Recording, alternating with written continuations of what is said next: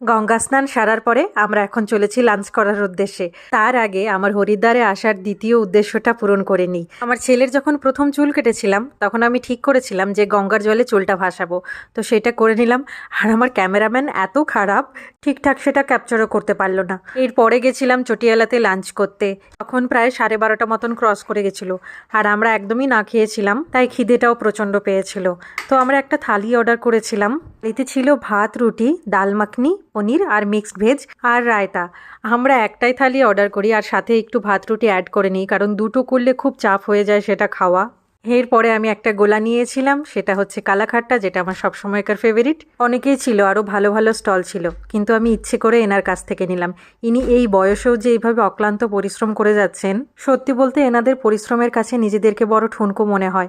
আর এনাদের কাজকে সম্মান করার জন্যই আমাদের উচিত এনাদের কাছ থেকে কিছু নেওয়া। এইটুকু তো আমরা করতেই পারি।